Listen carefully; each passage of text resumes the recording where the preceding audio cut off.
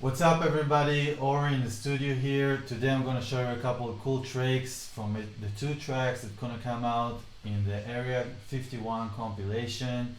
Let's dive right in.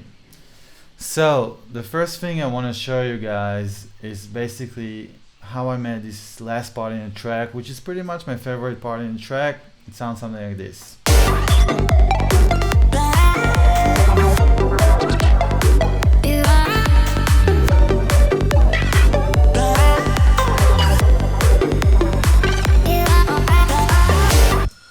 Okay, so this sounds like super complicated. We have this main channel that's doing most of the job. It's this one.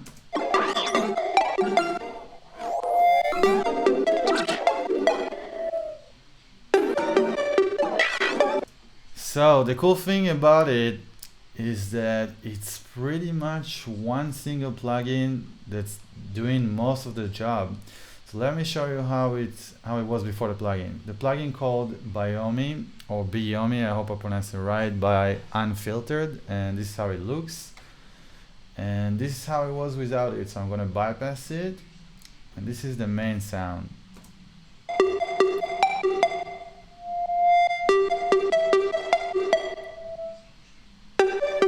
So as you can hear, it sounds super dry, super like boring. The initial preset was from Omnisphere. I know it says Massive X, but it was Omnisphere. Let it go up real quick. Okay.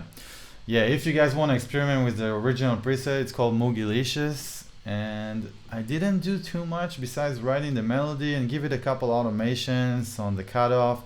So for instance, it's a kind of plucky sound. So when it goes here to the last note, I did an automation for the cutoff to open up, so it will give it some tail and give it some more movement. So that was like an automation. There's another one here. But the magic starts when you open Unfiltered, and the preset I use called Party Kill Rhythm 5. It's from the factory presets. I did a couple more automation on the sample rate and the AGC knob that I'm not sure exactly what it's doing, but it sounds cool. And then we get that super interesting, like, full of automations and all kinds of little games. So that's the sound after.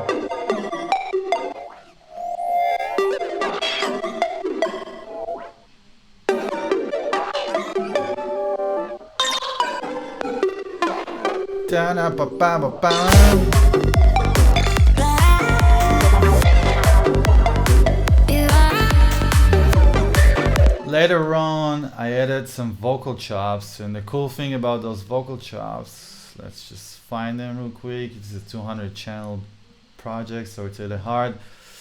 Yeah, those vocal chops.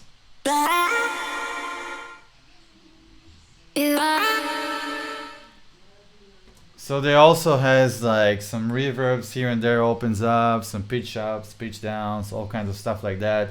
And the cool thing about those vocal chops is that each single note gets a different chop. So instead of just being doo-doo-doo, it's like ooh-ee-ah, you know? So that gives some variation to the sound and just makes it less boring and have more movement and more like changes. It's a good example. So I hope you guys like those two tricks. I think for me it really made the track. Later on is just a couple more percussions and an ending.